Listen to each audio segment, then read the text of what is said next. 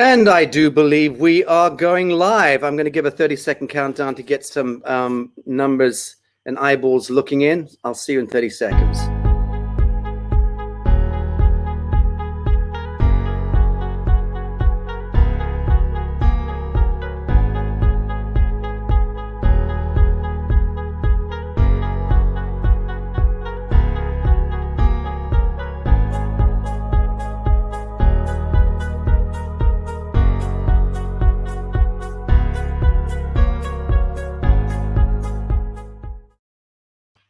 And we've just gone live. Greetings, friends, wherever you are. Welcome to our weird studio complex in the middle of the Balinese jungles here. Amazing news to announce today.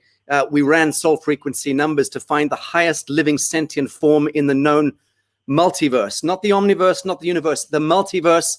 And you're not going to believe it. We actually found a 10,001 frequency, and here it is. That's Missy. Tell them. Okay. This is called child abuse or animal abuse. I'm going to put it down. I am delighted to welcome you all back to another show with my beloved friends, Elena and Alejandro. Today, junkies, opiates, medicine, plants, and pharma. Look, before you get too wound up, you've just got to sit back, maybe get a notebook and a pen. I would actually recommend that because there's a lot of numbers that Elena and Alejandro have run. We're really trying to do the full gamut. There's obviously about 350 psychedelic drugs out there. We can't do all of those. And there's a lot of plant medicine as well. And there's literally thousands of pharmaceutical products. So we're just really trying to select the principal ones. It may be that we move into another show and take this storyline further, because I think it's fascinating. I think we're going to learn a hell of a lot. Let me bring my dear friends in. Alejandro and Elena, welcome. Good to see you. Great to see you. Welcome. And Great to see you too. Absolutely excited to share this information with everyone. One thing I want to say, because I am a registered pharmacist, that there is always time and place for modern medicine. So again, we're not here to discredit, disregard the necessary use of emergency medicine, which I think is always remarkable, but we're here to shine a light on different things. And one of the most important things, keep in mind that even natural things, right? Natural herbs and natural plants, people can have sensitivities to. Just because something vibrates at a high frequency and it's a celery plant, as an example, doesn't mean that you won't have a sensitivity or an allergic response to it. So keep it in mind. We're just revealing frequencies. This has nothing to do with whether or not you can or cannot have something. Again, everything has to be tested for you specifically. Very good. And we've only chosen a handful of key figures, historical figures and popular icons who were known to be junkies or opiate addicts or medicine plant fundis, and a couple of them connected to alcohol, which is really the primary one in my view. That's the kind of Achilles heel of our awakening from the dream spell, because much of the backstory of what we're doing here with these revelations is to really look at dream spell and look at how spell binding has taken place through systemic infiltration of our lives, not just through things like religiosity and monotheistic religions, the Catholic Church and all religious culturalism, which has kind of herded us into memes and patterns of behavior and of morality and so on. That's the big backdrop of cult programming or dream spell. But then it gets more insidious when the Catholic Church essentially, this is my old story. I keep banging on about this, but I need to keep, I have to underscore this. The crowns of Europe were the franchise of the Catholic Church, and then weaponized all the sort of emperors and kingdoms of the world throughout Africa, China, Asia, you name it. There's thousands and thousands of kingdoms and sultanates and chiefdoms and what have you, dominions that were all infiltrated by stealth. And that was to do with the Templars and the Khazarians and the central banking, usury, all of that. And then, the British Empire kind of roared into life, and then kind of cleaved its way through the world, through the spice trades and also the opium trade. Don't forget, it was the British East India Company, the Dutch East India Company, that went forth, forging those primary links back in the day that then became the kind of rat lines and networks. Now you've got the pharmaceutical and agrochemical industries, which are the two horns of the devil in a sense, because those are the two primary arteries for proliferating dream spell, proliferating poisoning of the air, the water, the soil, and obviously the human gene. And that's the key piece here. Then you've got the Vatican-sponsored global intelligence infrastructure that then became, and that started back with Elizabeth I, actually, which was Sir Francis Walsingham and John Dee and all of that, Spy Master General. And then learning these dirty tricks, the Jesuits, the Bavarian Illuminati, and then establishing a global infrastructure, which was really the Rothschilds' game of couriers and information. It was the Jesuits, essentially, behind that. And what they did eventually was weaponize all the governments by having these hubs of intelligence and black operations and dirty tricks in the basement. That's what brings us to the CIA and MI5, MI6, and Mossad and 200 or 300 other primary intelligence agencies from Uzbekistan to Mozambique. That's all of that is the game in the basement. That becomes the deep state, essentially, real dirty tricks. And part of the mechanism of controlling humanity was known to be opiates. Now the British and the Dutch worked that out centuries ago. When getting the Cherokee and the Hopi and the Native Americans drunk and the Africans drunk on alcohol and on opiates, that proved to make them docile and so on and so forth. And then we know the story about the Second World War. Oh, guys, we forgot to do fluoride. That would have been a really good one, and we should do it at some point. But the point is that we were then dream spelled, through the municipal water supply around the world with fluoridation. And then the glyphosates in the food, courtesy of the Monsantos of this world.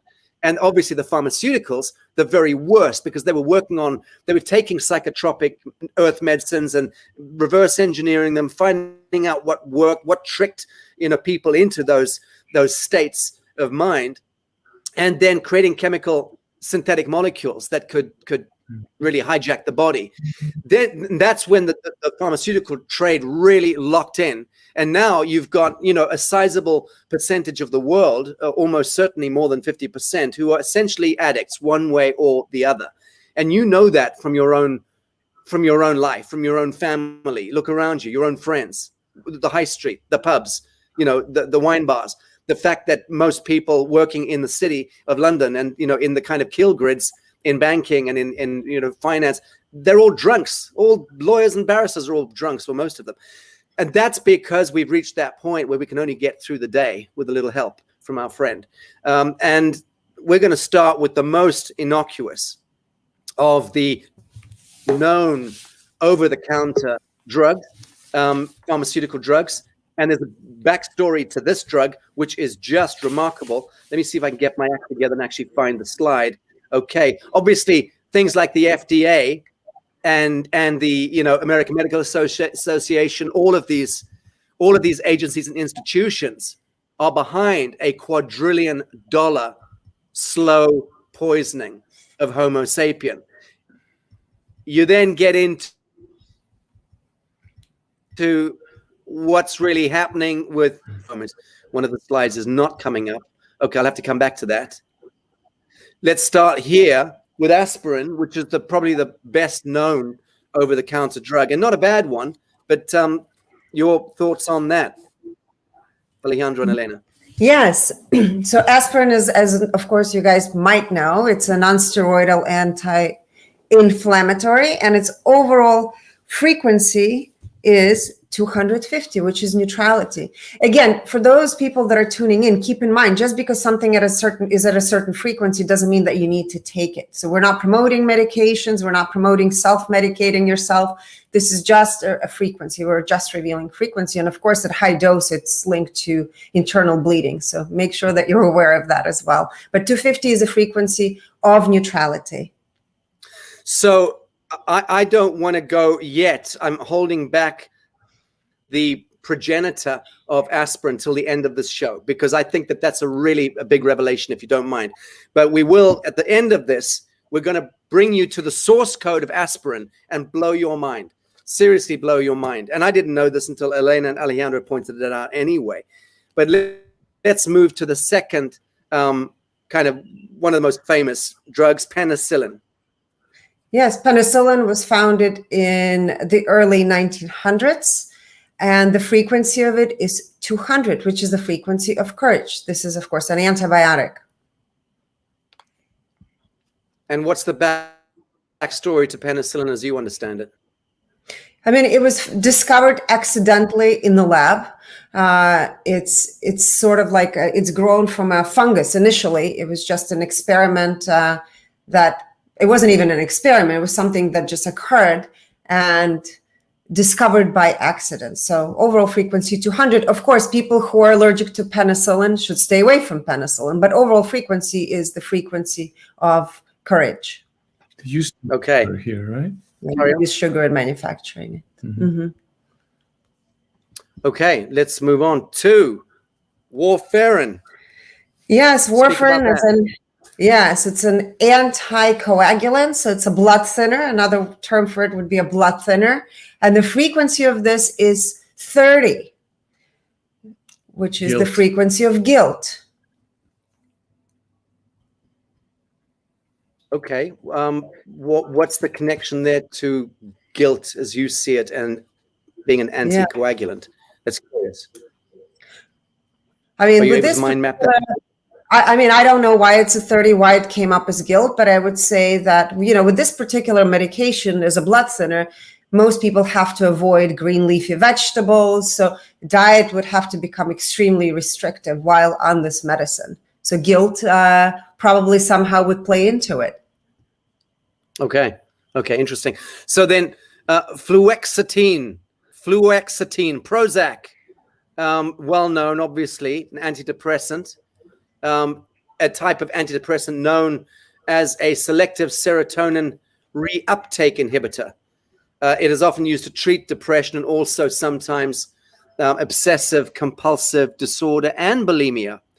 It helps many people recover from depression and has fewer unwanted effects than older antidepressants, whatever that means. So your thoughts on that?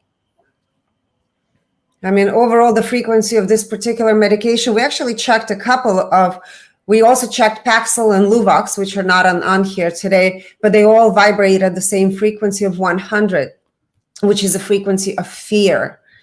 So ultimately, I would say bottom line with what we're discussing today, the medicine is built on the foundation of masking the symptoms, right? Masking the symptoms and not getting to the root cause of the actual problem, of what it is that's causing it to begin with. So yes, medicine can help. Right. I would say short term, but just know not to rely on medications long term. And of course, make sure that you discuss everything with your doctor first. But fear, I found it very interesting, and we both found it interesting that fear was an underlying frequency for most SSRIs. Right. And fear makes us do strange things, right? Very odd things like that. Yeah. And that, for instance. I couldn't resist. I'm sorry. Okay. Xanax. So also known as alprazolam, sold under the brand name Xanax, and amongst others is a short-acting tranquilizer of the unpronounceable class. I'm not even going to try that word. Fused with a triazole ring, most commonly used in short-term management of anxiety disorder, specifically panic disorder or generalized anxiety disorder. And it's got a frequency of 20. What does that tell you?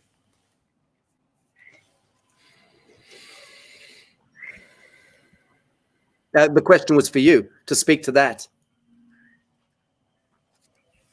Hello, have I lost you? Yes, here we are. We're back. Okay, so Xanax is a benzodiazepine.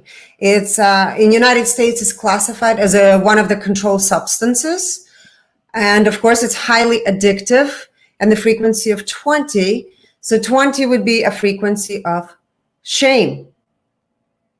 So it kind of corresponds to the frequency of what people might be feeling. So I would say, vibrationally speaking, it would be a match. And again, for short-term use, perhaps it could be helpful in some cases, as you said, for panic disorders. But of course, it's important to also look at holistic reasons, right? And holistic treatments of why, right, and causes of why the person is experiencing anxiety in the first place. And as you know, slapping medication on a symptom is not going to get rid of panic attacks. Gotcha. Okay. Let's look at morphine. Can you guys hear me okay? I know we've got a terrible connection tonight in Bali, and I can only apologize. But are you hearing me okay? Because you guys froze about a minute ago.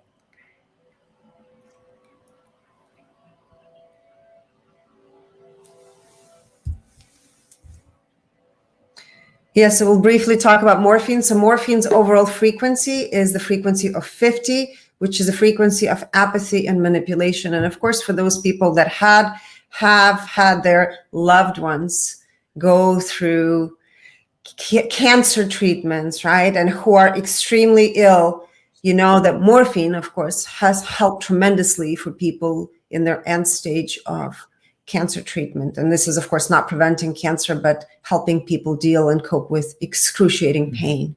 So keep that in mind. I know that my mom had to be on morphine drip at the end of her life when she was in the excruciating pain from cancer that she was suffering with. So can you hear me okay, guys, now? Yes, we can hear you now. Okay. I'm sorry. I may have to jump in and out of the studio to reboot because we've got some terrible lines, obviously, here in Bali right now. I apologize. So then how do you reconcile the fact that morphine has got a pretty ghastly frequency number, but it's something which is a kind of godsend to people who are, dying?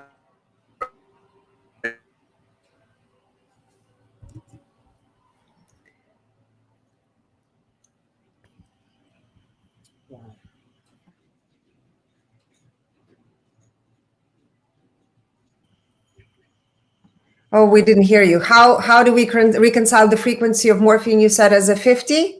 Yes, and to the fact that on the one hand, it's a 50, but on the other hand, it's the saving grace to people who are in agony and dying, and is comes as a kind of gift from the gods when you're writhing in pain. So that's a strange, that's a kind of conflict. I mean, it would tell you when somebody's in excruciating pain and dying, this is something that can alleviate, of course, one of many things that can help alleviate the pain, excruciating pain in cancer patients. So at that point, this is not about saving life any longer, but it's about making someone's life as comfortable as possible. So the frequency of 50 is the frequency, of course, of manipulation and apathy. So it's really manipulating. If you look at it, it's manipulating the pain. It's not there to heal or cure anything. Numbing the emotions. It's numbing the emotions because the pain is so unbearable. Mm-hmm. Right. Understood. Okay, let's check out Zoloft. Zoloft is another class of antidepressants, and the frequency of Zoloft is, all of you can see, is 100, which is the frequency of fear. Again, always keep in mind, it is really, really important if you're taking any of these medications that you are also seeking out for holistic ways of getting to the root of what it is that you're going through. Very interesting. Okay, the big one: alcohol, red wine, beer, vodka, whiskey, all of them. 10. What does that tell you? You want me to go? Okay, yeah. 10. We're in the roll. Okay. So well. Yes. So 10 has to do with shame. Interestingly enough, if you look at the word spirits, because we started to look into that, where does that term come from? It's literally allowing spirits to take over your field. So always keep in mind that if you are having a need to drink on a regular basis, whether you consider yourself, of course, an alcoholic, or this is a way of coping with your everyday stressors. A lot of people use it as a stress relief. I'm going to have a glass or two of wine in the evening, every evening. Do you know that you're actually opening up your field for other beings, entities, to enter and attach to your field, especially alcohol being at a frequency of 10. Mm-hmm. Okay, very interesting. So that being said, I put all of the other readings on the following 2 slides just for ease of access, and there'll be an overlay. So check that out. I hope folks can read that okay. I'll drop myself out.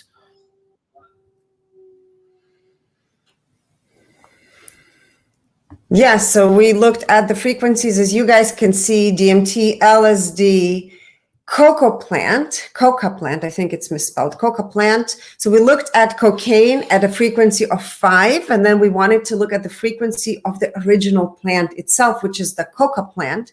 And the coca plant itself, in the Peruvian jungles, right, it vibrates at a frequency of 540, which is the frequency of joy. Mm-hmm. And you can see the drastic difference, right, of something that is absolutely natural versus a synthetically derived product or extracted by human beings. And there absolutely is very, very drastically different. Then we looked, of course, at tobacco and nicotine. Tobacco plant is 50. And it's interesting because we didn't look at the tobacco plant even 100 or 200 years ago. This perhaps would be interesting to look at as a study in maybe one of the next episodes, right? And then we looked at the nicotine at a frequency of 25, which is the frequency of shame.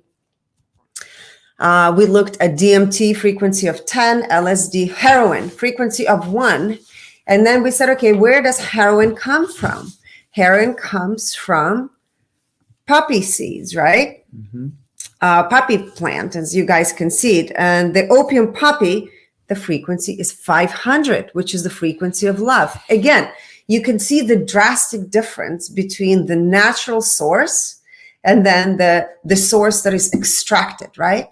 And then we looked at the history of cannabis. Of course, cannabis being the marijuana, right? And we looked at cannabis today. The overall frequency of cannabis today in 2021 is 50. We looked at the cannabis in the year of 1920. There's actually a mistake here. In 1920, cannabis vibrational frequency was 540. What a drastic difference in the last 100 years. You could see there was absolute manipulation of the plant to go from joy, high frequency of 540 into 50. And then, of course, we decided to look at the frequency of CBD and THC today. And the CBD frequency is 400, which is reason, and THC is 50, which is apathy, manipulation. We looked at magic mushrooms. The frequency is 50, which is apathy. Let's see, combo. We were asked to look at combo, which we had no idea what it was. The frequency of combo is 5. And we wanted to know where it's derived. So it's derived from a giant monkey frog that is, excreting a poisonous venom. So we measured the frequency of the giant monkey frog, and that was 350, which is the frequency of acceptance. We looked at DMT 10, LSD 5. Let's see what else. Ayahuasca, the famous ayahuasca. We looked at ayahuasca today. In 2021, the frequency is 10. Ayahuasca in 1920s was the frequency of 50, which is the apathy. And the year of 1500, ayahuasca's frequency was 225, which is the frequency of courage. Again, you can see a drastic difference, and there is some sort of manipulation happening in that, I would say, in that part of. So just explain what you mean by manipulation in your view. So you're talking about historical ayahuasca and something happened to the plant, or it's been brought into the CIA as part of an MK Ultra program, because that's certainly much of the research that we've looked at is suggesting that, correct? We didn't hear you, Sasha, sorry. Oh, balls. I'm sorry. Are you guys hearing me now or not? Yes, we are. Yes. I'm so sorry, guys. This is really painful. And I'm quite frustrated because I've been so looking forward to this show. But I was just saying that the ayahuasca death cult I mean, you know, there's a very substantial research that suggests that ayahuasca was co-opted by the Jesuits, by the CIA faction, and weaponized, correct? Yes. It's very possible, definitely. From all the research that we have done, and also we've looked at thousands of cases of people who have used it in the past. We've gone and measured people before, during, and after, and it was a very clear indication that people who are on it are absolutely hijacked by entities. We've done more than enough case studies to absolutely prove it. We can actually go back in the timeline in the morphogenetic field. People will give us dates, and we can actually see the field of somebody who is on ayahuasca, who feel sick or didn't feel off. You can see their field mimicking somebody who is extremely ill, somebody who has, for example, tumors in their body. This is where the entities enter and hijack the frequency. They hijack your color light, they hijack your soul gate, and they hijack your entire system, including the miracle meridians, from where the information enters the physical body. Yes, yeah, that creates a soul fragmentations, right? Yes. Yeah. Very good. Okay, well, let's move on from that. I mean, that's going to be very controversial for a lot of people to see. From 10 to 50 to 225, or the other way around. That's pretty extraordinary stuff. Okay, iboga root bark and ibogaine. Let's start with those. Yes, of course. You asked us to read the ibogaine, so we did. The frequency is 55, which is a frequency of manipulation. We always want to know the actual plant. The actual plant, the iboga root bark vibration is at 200, which is the frequency of courage. Again, you guys can see the big difference, right, of manipulation there. Of course, we wanted to look at the biggest and most famous addictive substance, which is sugar. The sugar vibrates at a frequency of 25, which is shame. Sugar cane vibration itself of the actual plant is 310, which is willingness. We wanted to look at coffee. Of course, there's different types of coffee. Overall coffee vibration is 25. But coffee Arabica, the plant itself, is also 310, which is the frequency of willingness. We were asked to also measure Alcoholics Anonymous, the very famous group, the 12-step process, which is the frequency of 400, which is the frequency of reason. And then willow bark, as you guys can see on here. Why did we include willow bark? Because aspirin initially was derived from willow bark, right? So aspirin itself, we said, was a frequency of 250, and willow bark's frequency is 750. Right. Wow. So massive difference. Yes. So we're talking about things moving from 5 to 750. I mean, that's pretty much what we've been through right now. And all of those things are pretty much over the counter and available, or you can certainly get them on the street. And it's choice, isn't it? So frequency, alignment. You feel drawn toward heroin, restricted frequencies. You're in that diabolical victim mode, whatever the reason is, that sort of wanting to just kind of disappear. And so you attune to those frequencies, you move into that space. Now, what frustrates me about some of the numbers here is that my understanding was that ayahuasca, I've never touched anything myself. So I've never even chewed a magic mushroom or smoked marijuana, ever. I love the smell of the marijuana plant, and I welcome anyone smoking it around me because I just love the vibe of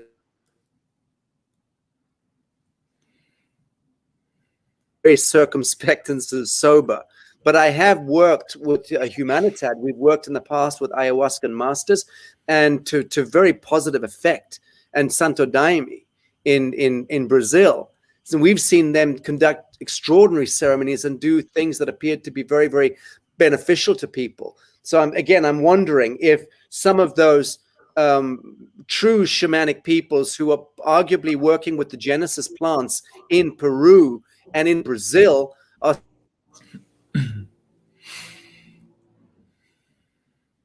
250 or something of ayahuasca. Do you think that's possible? And then the sort of fake crypto shamans and all the kind of pleasure-seeking ayahuascan ayahuascans, which is clearly a negative, they are kind of moving into the lower frequency bandwidth. Do you think there could be a clear disparity between the two kinds of plants and the intentions behind them, and the expert or the integrity of the shamans behind them? I would say it's a combination of many things. Number one. Number two, we did look at actual people who have gone to the jungles of Peru, who have had the ayahuasca ceremonies, and the results were very similar. So the results as far as hijacking, the hijacking of the field, of their human energy field, were the same. So whether or not it influenced them long-term, short-term, it's always different. But I would say, of course, it's important the person that you're seeking, where you're doing it. But overall, the hijacking happened throughout, whether you did it in United States or the jungles of Peru. Mm-hmm. Or in Costa Rica too. Okay. Are you hearing me okay? Yes. Now we are. Now, yes. yes. I'm just going to give for 30 seconds, let people get the slides with a black background so they can also go back and reference them. So I'll just remove both of us from the studio for a moment and let people have a chance to capture the screen.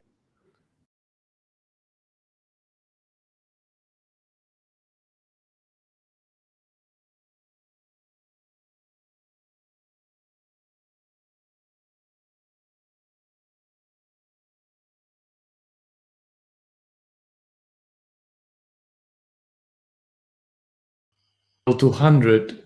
Sorry, Really. no one was hearing you speak there. I was, forgive me, when you're out the studio, you can't be heard. Okay. All right. They were saying the numbers were negative because they had the dash next to it, right? But no. So the numbers are not negative. What we will say is that anything below 200 is related to a negative emotion, right? Okay. Well, that clarifies things. Okay. Should we move? Chance to look at any comments. So let's just quickly have a glance here and see. Xanax ruined my life. Yep, get that one. Benzodiazepines are horrible for the nervous system. Many people commit suicide. Intention and integrity has everything to do with the imprint of the frequencies. I think we'd agree with that. Go CBD, go. Yes.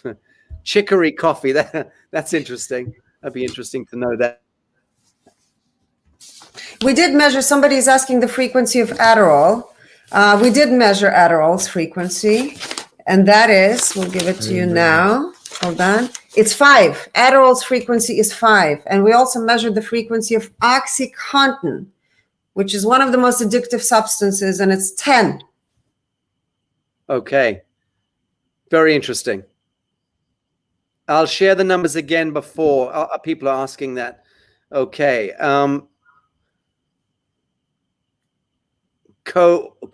What's that?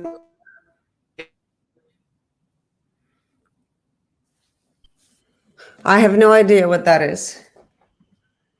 We didn't measure that. So again, metformin, we didn't measure it. So this will be a whole other show.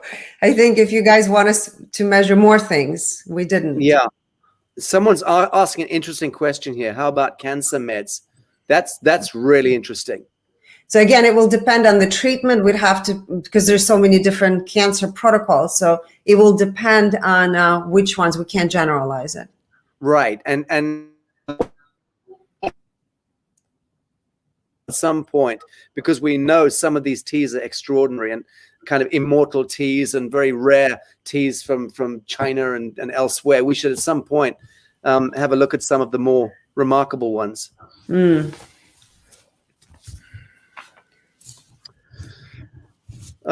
Jill, yes, thank you for that comment. It's a valuable comment. And yeah, valuable comment.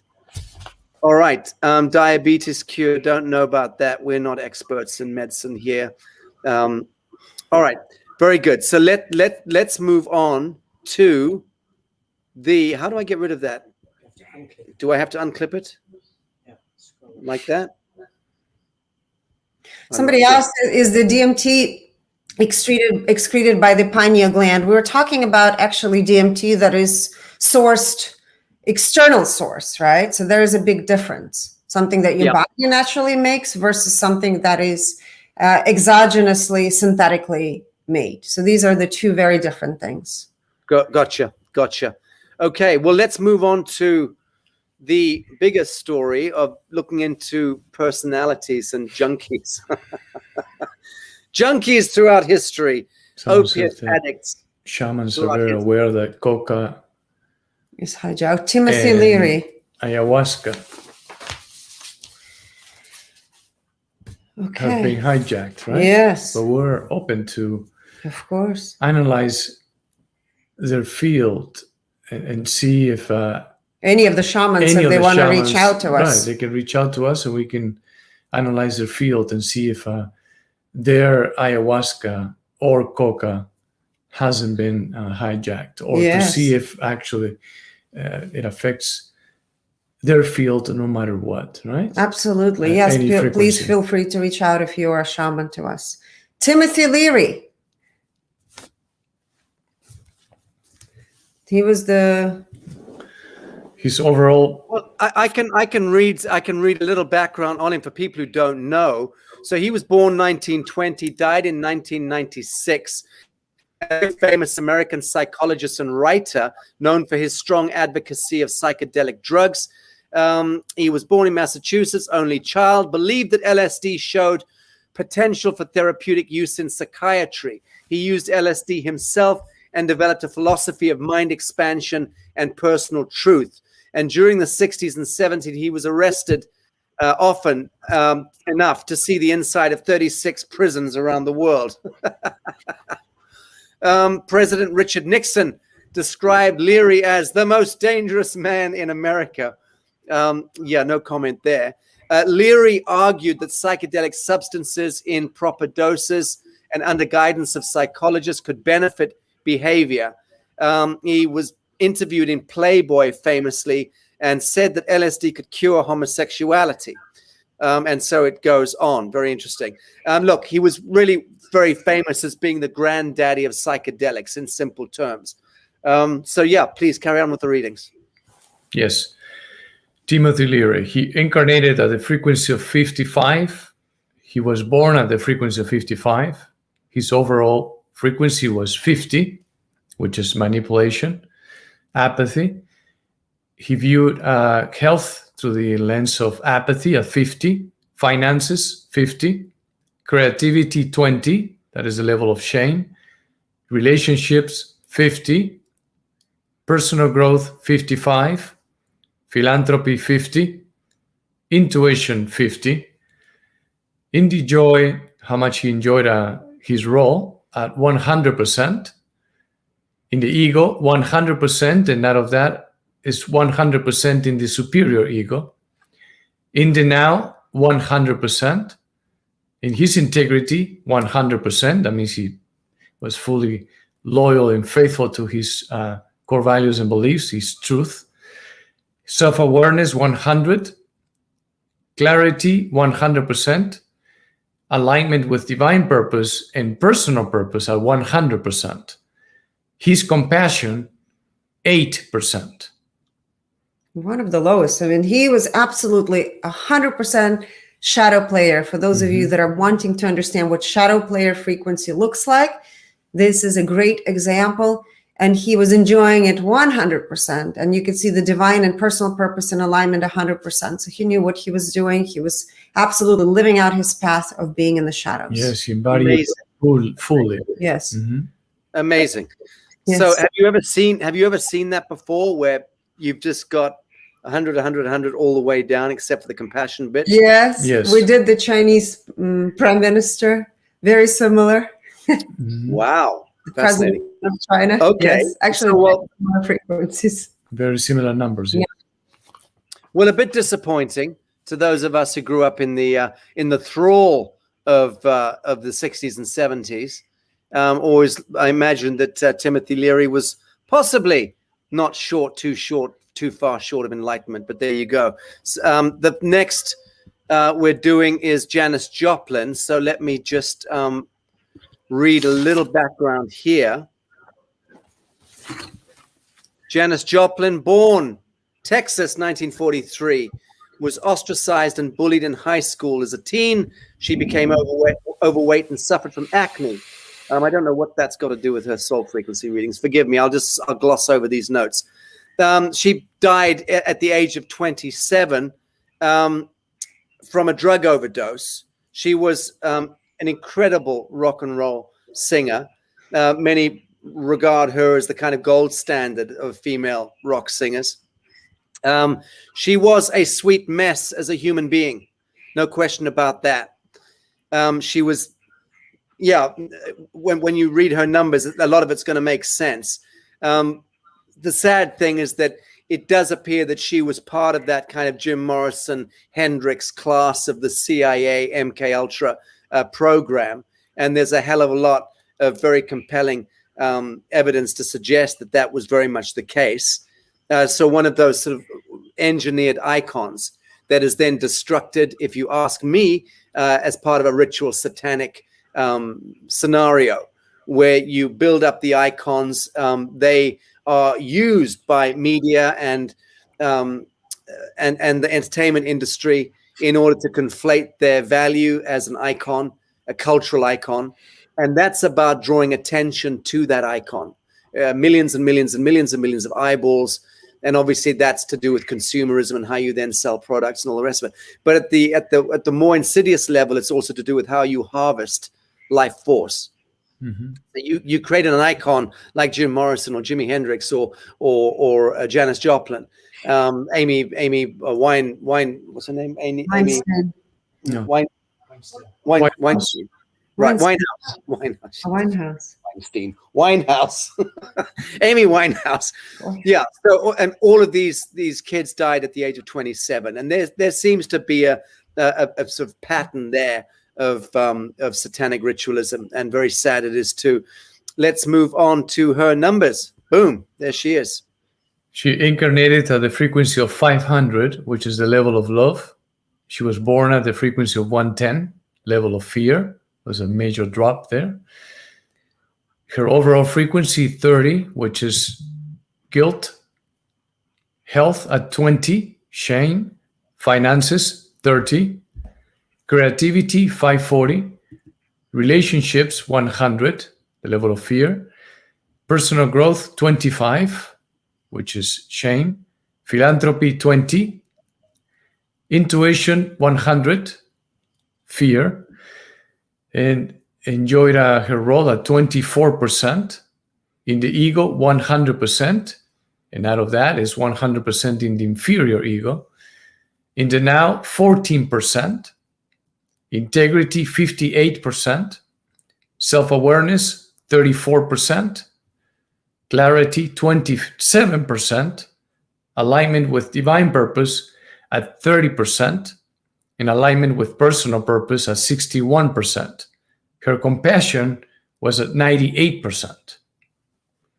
Okay, so that's interesting. So she's at a median frequency or a life frequency of 30 is pretty atrocious, and yet came in. Yes, we often see here, since she incarnated at the frequency of 500, and her overall frequency was 30.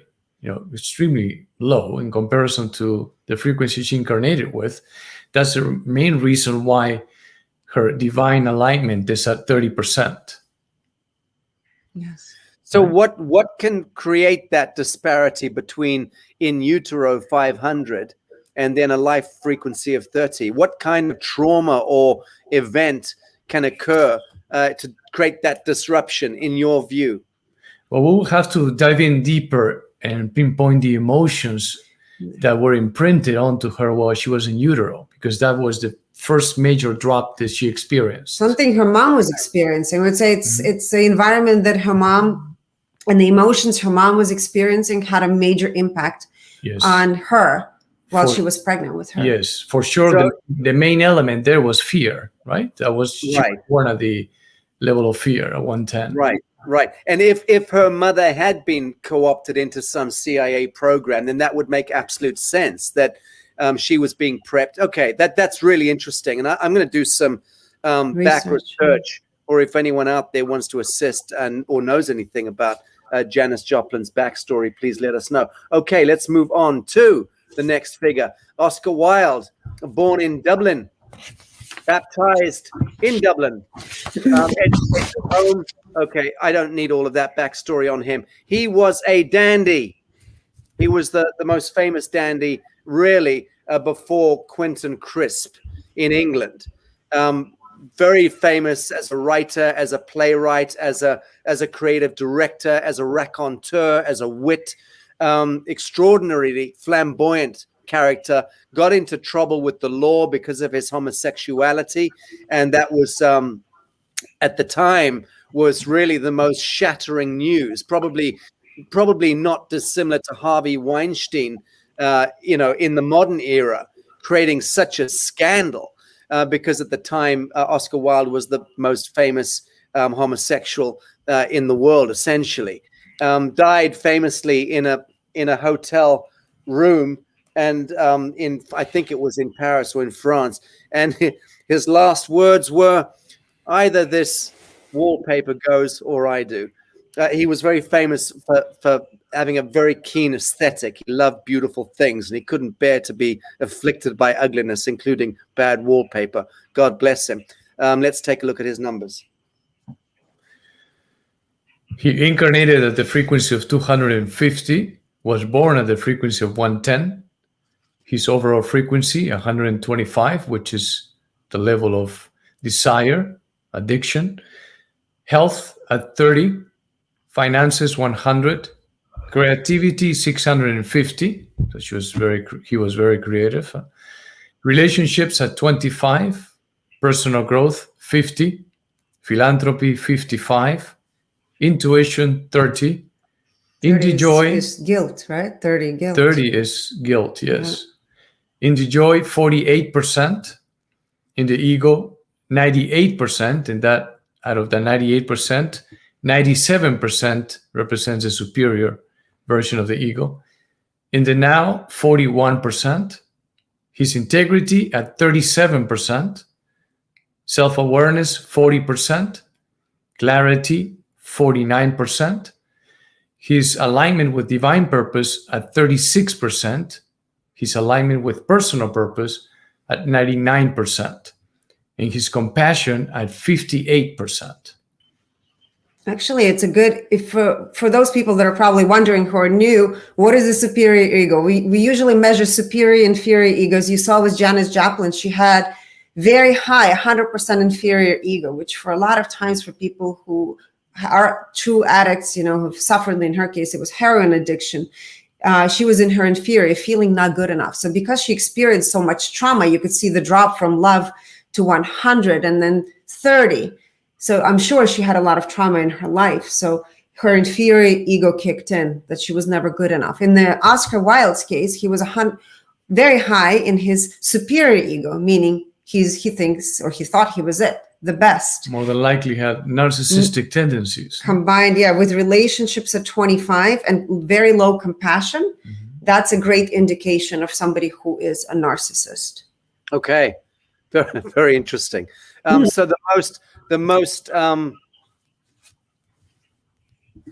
the best number he's got here is 650. So his creativity was really up there, borderline enlightened, right? Yes, peace. So he was channeling level. His creativity. Okay. That was where his energy went. Well, yes, besides, but this is another example that when one vibrates at a frequency much lower than the frequency the person incarnated at, like in his case, he incarnated at 250, but his overall vibrational frequency was 125. That's also a key factor to be totally out of alignment with his divine purpose at 36%. Right. Understood. Okay. Any further? He embodied the 125 perfectly, which is the addict's frequency. Which will be something we'll talk about today with quite a few people. It seems like he was a sexual predator. Yes, we read that too somewhere afterwards.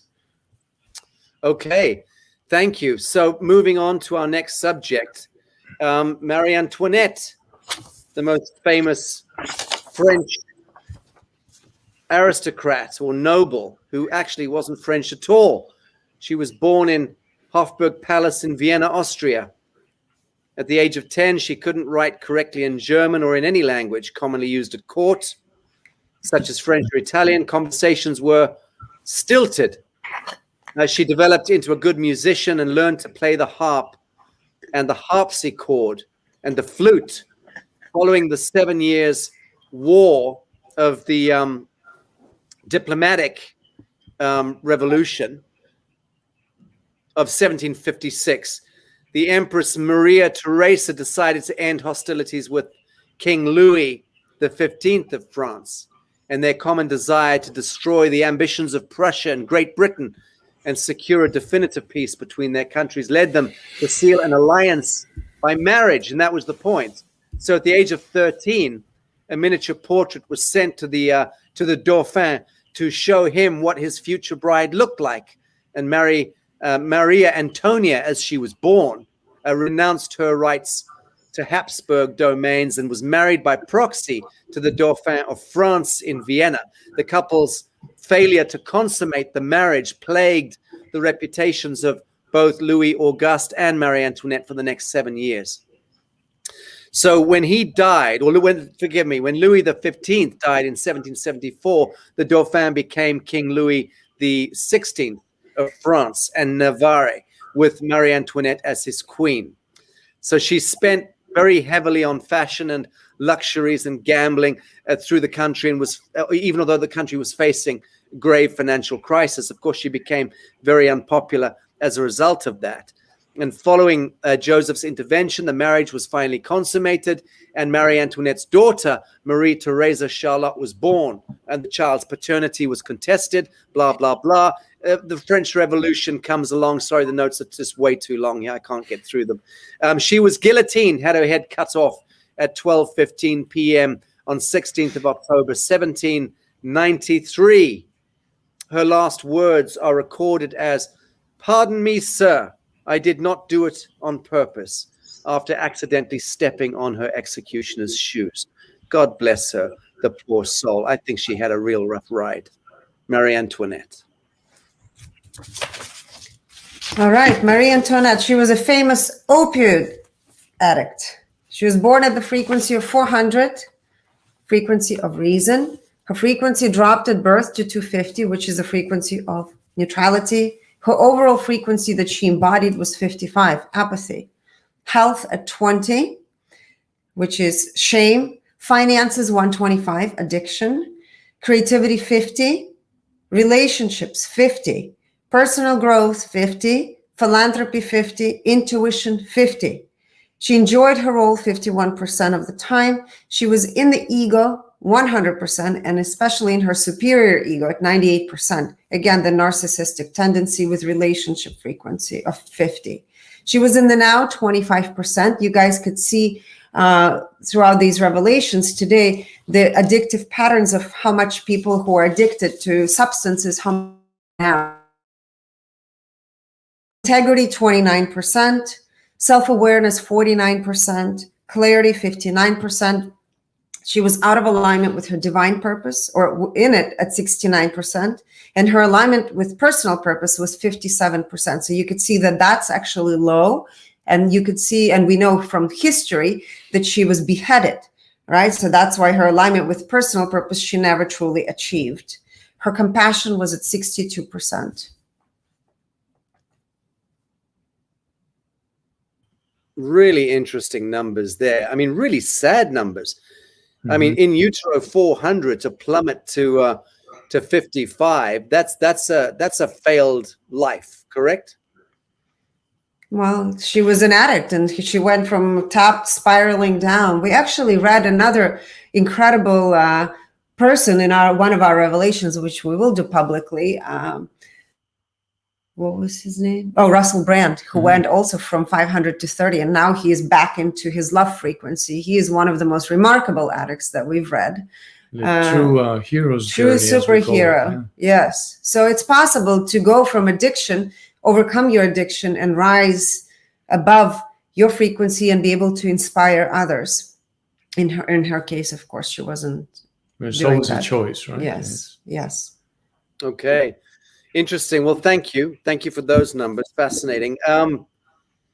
Going on to our next subject, one of the most popular people in modern history, without a doubt, and most beloved, without a doubt. Bob Marley from the Wailers died at the age of, I think it was 36, of cancer in 1981. Really the godfather of reggae, and as a Rastafari, beautiful soul, and an extraordinary legacy, without any question of doubt. These are his numbers. Look at the man.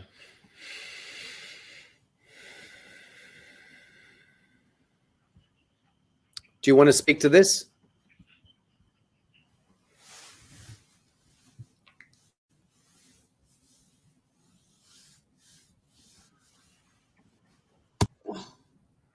Okay, Bob Marley. He incarnated at the frequency of 500, which is the level of love. He was born at the frequency of 250. That's the level of neutrality.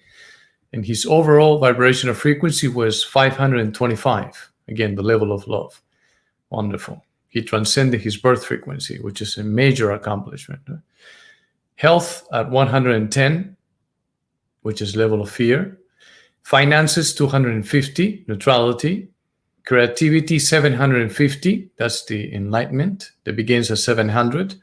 Relationships, 200, level of courage. Personal growth, 750. He had an enlightened relationship with the aspect of personal growth. Philanthropy at 500, the level of love. He was a giver, right? Giving and sharing with an open heart. Intuition at 50. Somewhat there was apathy there. In the joy, how much he enjoyed his role, at 95%. That's wonderful. In the ego, at 80%, and out of that 80%, 100% represents the inferior version of the ego. In the now, at 69%. Integrity, 90%. Self-awareness, 77%. Clarity, 77%. Alignment with his divine purpose at 98%, in alignment with his personal purpose also at 98%. His compassion at 98% as well. Wonderful. Wow. And I would say, yeah, intuition. There's two parts that will show, and I kind of give you an insight of somebody who had addictive tendencies, right? In his case, I would say that the smoking interfered with his intuition. It blocked his intuition. It took it down to apathy level. And then in the now is also very revealing at 69%. Mm-hmm. But all the other numbers. Mm-hmm. Otherwise, he had some remarkable numbers, of course, remarkable human being in his heart. And the addiction also affected his self-awareness and clarity for sure, right? Yes. Yeah. Yes. So a lot of very lovely and positive comments there. Are you hearing me okay? Now yes. We can, yes. Oh, good. Okay, guys. I'm so sorry about this bad signal here. A lot of beautiful comments about Bob, which we're not surprised about. Why is Sasha not deplatformed from Facebook and YouTube? He has been deplatformed, actually. I just got back on a few days ago, whichever imbecile is writing this. Or YouTube. Actually, I have been deplatformed from YouTube over a week ago. I just have two other YouTube accounts which Sovereign fired up. Where did he get his money for his oasis in Bali? None of your fucking business. Who are these people that he's interviewing? Again, just leave this temple, please, whoever you are. I'm going to delete this person. Block user. We do not tolerate trolls and ugly hearts in this place. Let's move on to one of the most interesting folks, I think, that we're reading today. And it is, StreamYard has lost access to Sasha Stone. You see that, ironically, just as we were doing that, it jumped off syndication to one. Click here to reconnect. Let's see if that works. Sorry, guys. Give us 3 seconds. Yep, we're back on. Good. I think this is one of the most extraordinary characters. Ernest Hemingway. He doesn't really need any introduction. Let's go through his numbers. I mean, he was a famous writer, also a famous alcoholic. Loved guns, loved birds, loved being a man. What do you make of his numbers? He incarnated at the frequency of 250, neutrality, was born at the frequency of 110, which is fear. His overall vibrational frequency was 125, the level of desire, addiction in this case. Health at 30, that's guilt. Finances 200, creativity 540, so he was very creative. Enjoy. Right? Enjoy. Relationships at 55, that's the level of apathy. Personal growth 55, philanthropy 310, that's willingness. Intuition 250, neutrality. In the joy at 61%.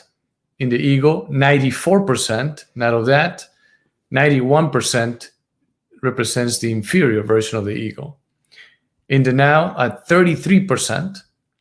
Integrity at 26%. Self-awareness at 59%. Clarity 73%. Alignment with divine purpose at 78%, in alignment with personal purpose at 91%. His compassion was at 90%. So interesting. I mean, what strikes me as being a little sad is, it's sad in the nice way, is his, relationships 540, creativity.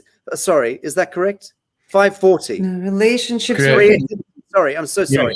Yes. I meant his creativity, 540, and his philanthropy, 310. I mean, not bad. 125, dropping from 250 to 125, in utero 250, ending up 125. Well, kind of sad, no? All of it. Of course, because this is an addiction. Anytime, I think today there's a pattern that is being revealed to those people that are watching also, is whenever there's trauma, of course, we're not diving into the trauma, we're not reading the trauma, but whenever you see trauma, frequency drops, and a person remains below their incarnation frequency, like in his case, a 125 addiction, and the ego being in the inferior, you could see this very common in addicts. Right? The inferior ego of not being good enough, right? Always saying, whatever I do, it will never be good enough, right? And that's the pattern of trauma and then addiction that takes over. So yes, it's very bad. It's impossible to remain in the present moment as well when you're numbing your emotions, right? Yes, 26% integrity. Yes, and in the now 33%. And they all have the health, very low numbers when it comes to the health aspect as well. Yeah. Okay, well let's move on. The next subject is Betty Ford, who was born in 1918, ended up becoming married to Gerald Ford, who became the president of the United States. So she was an alcoholic, as I understand it. Again, the notes are way too long. I just can't read them. I'm sorry. So I'll have to just wing it. But she ended up establishing the Betty Ford clinics and doing a great deal toward helping other alcoholics. That's the sort of potted history of Betty Ford. Correct me if I'm wrong. She incarnated at the frequency of 250. Was born at the frequency of 110, which is the level of fear, and her overall frequency was 125, the level of desire, addiction. Health at 30, finances 525, creativity 400, level of reason, high intellect. Relationships 75, that's the level of grief. Personal growth 400, philanthropy 55, level of apathy. Intuition 55. In the joy 64%. In the ego 97%. And out of that, 96% represented the inferior version of the ego. In the now 55%. Integrity at 53%. self-awareness at 80%, clarity at 82%, and her alignment with divine purpose at 88%, her alignment with personal purpose at 100%, her compassion at 89%. Okay, interesting. And what stands out to you guys most?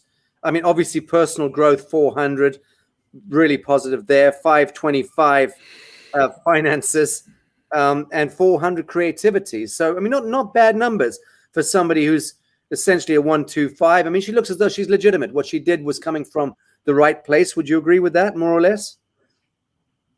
I wouldn't hear the first part. I'm sorry. Do you think that was a life well lived? I think that every life is a life well lived because we decide how to live it based on what we want to experience, right? Of course, in this case, she was out of alignment when it comes to her divine purpose due to her overall vibrational frequency being below her incarnation frequency, right? And fear was again a major factor that impacted all the other aspects and created this major resistance that she was experiencing, especially in the aspect of health at 30, right? And relationships at 75. I will say that she was in her ego. Inferior, not good enough, right? Inferior of not good enough, which is very common for addicts, right? Okay, interesting. Let's move on to the last two subjects here who are kind of connected to the same sort of school, and that's dead people, but who've contributed substantially to trying to help others. So the founders of AA, you guys wanted to do these numbers. And these are the two figures we're talking about: William Griffith Wilson and Dr. Bob Smith. So let's just run through. I mean, these are two remarkable guys. Let's just run through their numbers quickly. Then we can just retroactively discuss them. Yes. William Griffith Wilson, incarnated at the frequency of 400, was born at the frequency of 100. His overall frequency was 125. Health, 100. Finances, 125. Creativity, 500. Relationships, 50. Personal growth, 500. Philanthropy, 400. Intuition, 50. In the joy, 81%. In the ego, 95%. And out of that is 98% represents the inferior version of the ego. In the now, 91%. Self-awareness, 87%. Clarity, 96%. His alignment with divine purpose at 94%. And his alignment with his personal purpose at 98%. Now, his compassion was at 97%. Oh, Sasha, you're muted. What's remarkable about his numbers before we bring his partner in? His commitment to personal growth, philanthropy. His compassion at 97%. Very high compassion. Yes, very high compassion. And he was self-aware. He was clear. He was very present in the now, even though he had this 125 embodiment of the addiction. The reason we wanted to bring these two people today, because we're talking about addictions.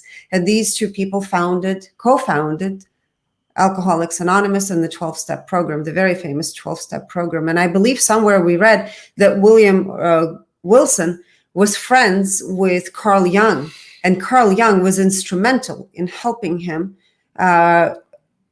shape and form the 12-step program. So we thought this will be a very important contribution in reading these two people, because their program is still very much helping. Okay, so well, here's his partner. So let's take a look at Dr. Bob Smith's numbers. Yes, Dr. Bob Smith, incarnated at the frequency of 400, reason, born at the frequency of 100, fear. And again, for those people who are new, you're wondering why are there drops? Why do we measure this? We measure when a soul enters at the moment of cell division, and then we look at how and if the drop happens whenever the mom's environment, the emotions, whatever she's experiencing is impacting the child in utero. And you can see in many of the cases today, there is an impact. And a lot of the people we're sharing with you today are actually born at the fear frequency, in this case, 100. His overall frequency was 125, which is the frequency of desire, addiction, again. Health frequency 100, which is fear. Finances at the frequency of 250, neutrality. Creativity at the frequency of courage, 200. He viewed relationships through the lens of fear, 110. So these are unprocessed emotions. We always look at the emotions, right? Personal growth, 400, frequency of reason. Philanthropy is the art of sharing and giving, frequency of 250, neutrality. Intuition, at 200, which is courage. He enjoyed his role 80%. He was in his ego 93%, and out of that, 96% was the inferior ego. Again, you could see that inferior ego, very common in a lot of the addicts. He was in the now, 72%. He was in his integrity, 99%. Self-awareness, 96%. Clarity, 95%. He was aligned with his divine purpose, 94%. His personal purpose, 100%. And he was in his compassion, 97%.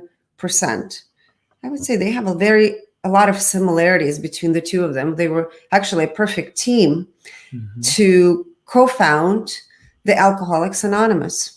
They were very compassionate people. They both Look at those comparisons.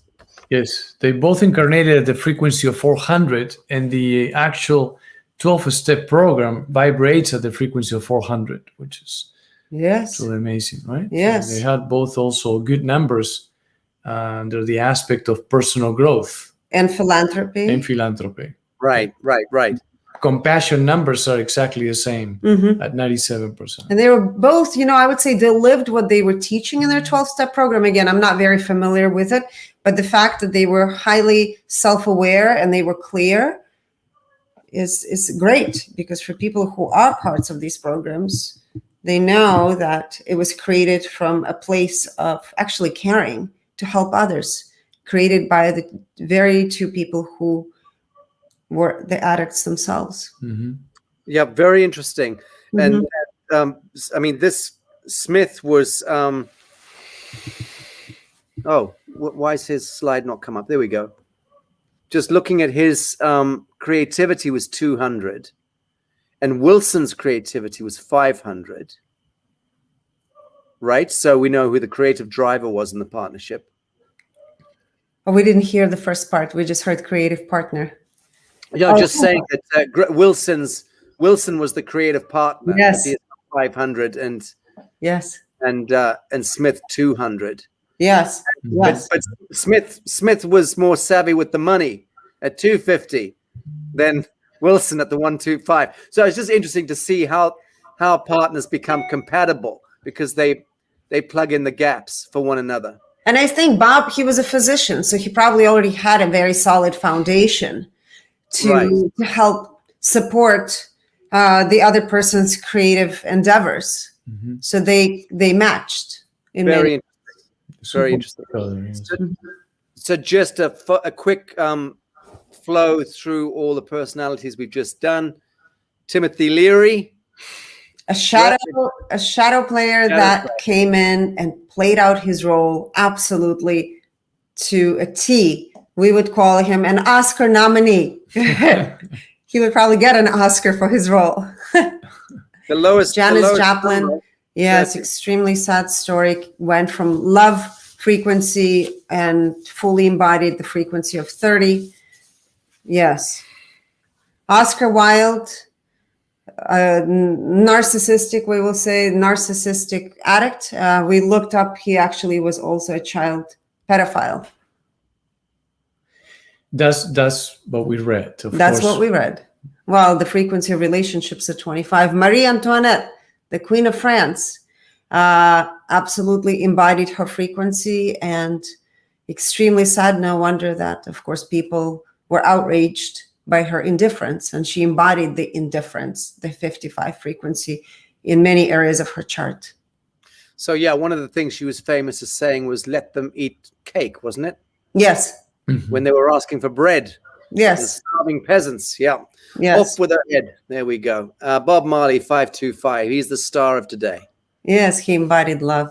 And his enlightened relationship with his creativity and personal growth, I think, perfectly translates in his lyrics and the music and his message. So absolutely, yes. Very good. Ernest Hemingway, 125. Okay, we've just been through these guys, so Yes. we won't repeat them. But there you go. Those are the characters that we chose for today. Now, obviously, there's a great many others. Speaking to the audience now, so we've had about a steady 1,500 viewers in our theater this evening with us, including my mum and my sister and Ruby, my beloved niece. Beautiful guy. Oh, and I have to make an announcement here, and this, I feel embarrassed. I pride myself in being a bit of a poet, and I like reductionist poetry. So a reductionist poetry, by definition, is to try to invoke and say as much as you can with as few words as possible and as few lines as possible. And that's actually what I enjoy in poetry, working at that. And it's obviously coming from my space, and I'm expressing things and what have you. But I did put up a 2-liner poem on Instagram last night, quite innocently, and woke up this morning. And the line was simply, this was the poem. The entire poem was, I stopped to catch my breath, and you were gone. That was it. Just 2 lines. I stopped to catch my breath, and you were gone. I mean, I think that's quite a cute reductionist poem. And I woke up this morning to over 3,500 letters of condolences, thinking that Granny Muffin had left us. Now, Granny Muffin has not left us. She's alive and well. She's going to be here for another 25 years. She's actually watching this show, and she was howling with laughter. I, on the other hand, had to spend 3 hours in bed responding to as many condolences as possible to apologize and explain that was just a poem. I shall not make the mistake again. And please give Granny Muffin a few more years. I think she's got at least 20 years left in her. And I've told her she's not leaving until I give her permission anyway. So don't worry. I've got a few more episodes of Granny Muffin to come. But I have to say thank you for the kindness and all the kind words. And I especially loved the one that said, Sasha, it's okay. Shut your eyes. She's hovering above you right now. I just collapsed in laughter with that one. So apologies to everyone for giving you a momentary heart attack. If I thought Granny Muffin had left us, trust me, I'd be miserable as sin. But she's alive and well and not going anywhere soon. So thank you for that. And now turning to, we've been almost 1 hour and 20 minutes on the broadcast, and I've got Sovereign. See, that's my producer. Look at that, relaxing, head in his hands. Debbie in the corner there. That's how we run how we run our studio here. It's a very bohemian, laid back kind of affair. But I'm going to refer to some of the comments now, so we can give folks a chance to throw a few pebbles at us, as long as they kind of, decent questions and not rude, narky ones like that silly person earlier. I'm just so tired of ugly thoughts and I don't want any of that. Boom, boom, boom. Folks, any questions you have for Elena and Alejandro, please put them in the chat now.